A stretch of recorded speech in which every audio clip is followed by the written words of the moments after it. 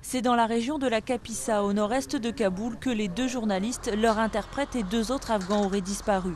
Leur dernier signe de vie date de mardi. Le ministre de la Défense en visite en Afghanistan ce 31 décembre se refuse à parler d'enlèvement. Pour le moment, aucune hypothèse n'est à exclure, a insisté Hervé Morin, car aucune revendication d'enlèvement n'a été reçue. Plusieurs dizaines de soldats français particulièrement présents dans cette région seraient mobilisés pour retrouver les 5 hommes. À la rédaction de France Télévisions, c'est l'inquiétude qui prime concernant le sort de leurs collègues. Ils ont disparu depuis 48 heures. On est sans nouvelles d'eux. Est-ce qu'ils ont été kidnappés? Est-ce qu'ils ont été enlevés? Ça, on ne peut pas le dire pour l'instant. Ils étaient là-bas depuis 3 semaines environ. C'est une équipe du magazine Pièces à conviction qui travaillait là-bas avec une autre équipe de Pièces à conviction de France 3 pour un magazine qui devait être diffusé le 24 janvier prochain. L'alerte a été donnée par une autre journaliste qui travaillait avec eux. Selon elle, ils auraient été victimes d'un guet-apens des talibans sur la route de Surobi. La Kapisa est une région montagneuse très dangereuse où se cachent de nombreux combattants talibans.